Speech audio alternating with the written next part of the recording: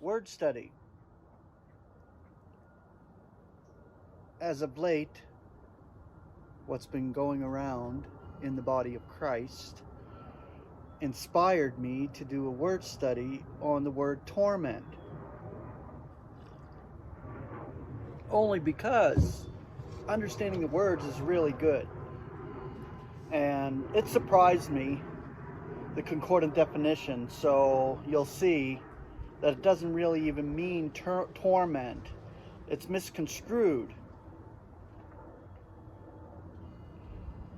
So the word is basanos in the Greek, and it actually has the English element ordeal. The concordant definition, literally a touchstone used to test metals for alloys. Then an examination of persons for torture. So you can see that it's clearly not what it seems to be, that word, torment, originally, from the Greek.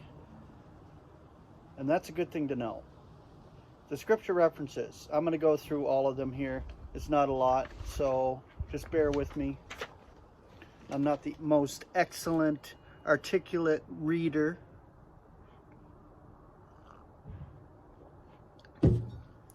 Matthew 4:24, and forth came the tidings of him into the whole of Syria, and they bring to him all who have an illness, those with various diseases and pressing torments, also demonics and epileptics and paralytics, and he cures them. Luke 16:23, and in the unseen, lifting up his eyes, existing in torments, he is seeing Abraham from afar, and Lazarus in his bosom. Now this is a parable.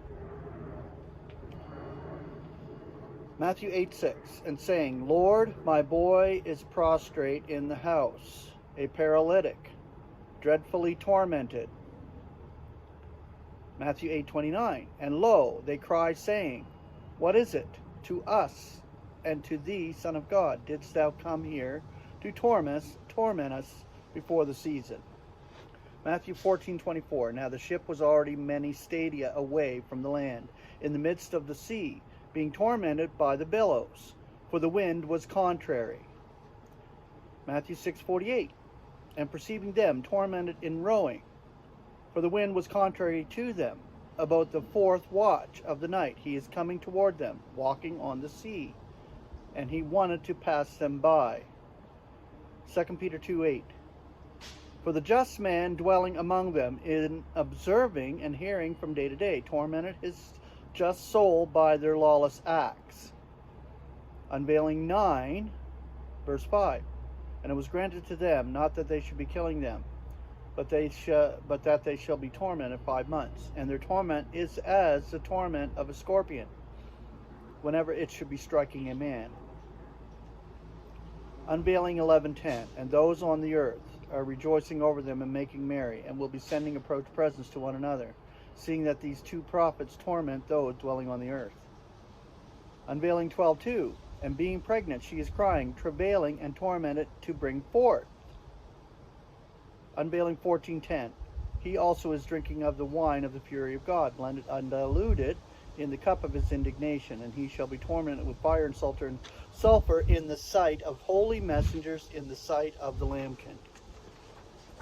Unveiling 20:10, and the adversary who is deceiving them was cast into the lake of fire and sulfur, where the wild beast and the false prophet are also, and they shall be tormented day and night for the eons of the eons. These are the only ones alive in the lake of fire, these three. Unveiling 14:11, and the fumes of their torment are ascending for the eons of the eons, and they have no rest, not day and night, those worshiping the wild beast and its image. And if anyone is getting the emblem of its name.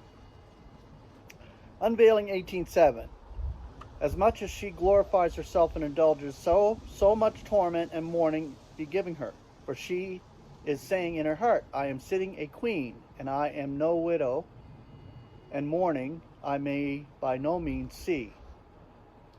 Unveiling 18:10, standing afar off because of the fear of her torment, saying, woe, woe, the great city Babylon, the strong city, for in 1 hour your judging came. And the last one, Unveiling 18:15 through 16. And the merchants of these things, who are rich through her, will be standing afar off because of the fear of her torment, lamenting and mourning, saying, Woe, woe, the great city clothed in cambric and purple and scarlet and gilded with gold and precious stones and pearl.